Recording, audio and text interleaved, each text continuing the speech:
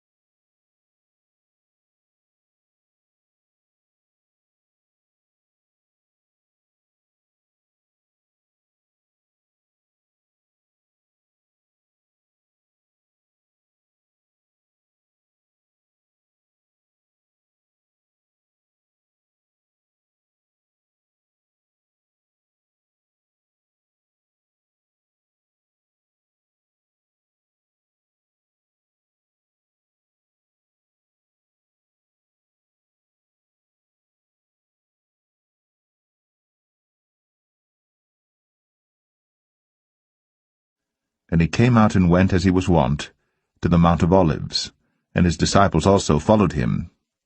And when he was at the place, he said unto them, Pray that ye enter not into temptation.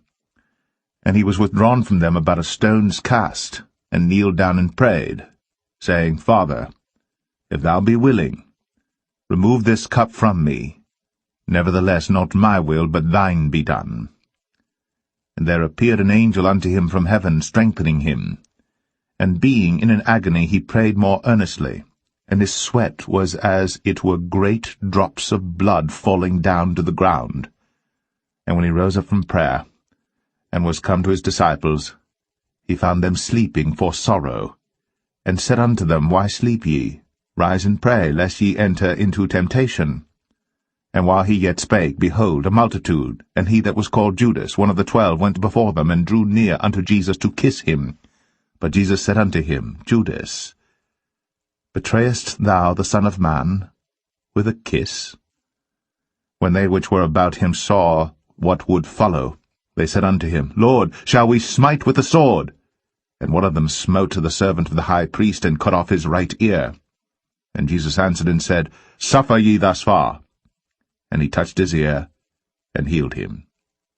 Then Jesus said unto the chief priests, and captains of the temple, and the elders which were come to him, Be ye come out as against a thief with swords and staves? When I was daily with you in the temple, ye stretched forth no hands against me.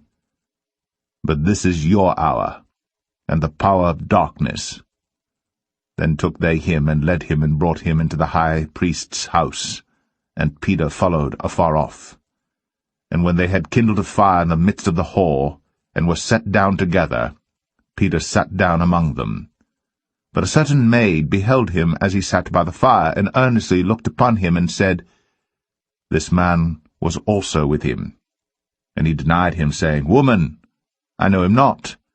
And after a little while another saw him, and said, Thou art also of them. And Peter said, Man, I am not. And about the space of 1 hour after, another confidently affirmed, saying, Of a truth this fellow also was with him, for he is a Galilean. And Peter said, Man, I know not what thou sayest. And immediately, while he yet spake, the cock crew. And the Lord turned, and looked upon Peter. And Peter remembered the word of the Lord, how he had said unto him, Before the cock crow, thou shalt deny me thrice. And Peter went out, and wept bitterly.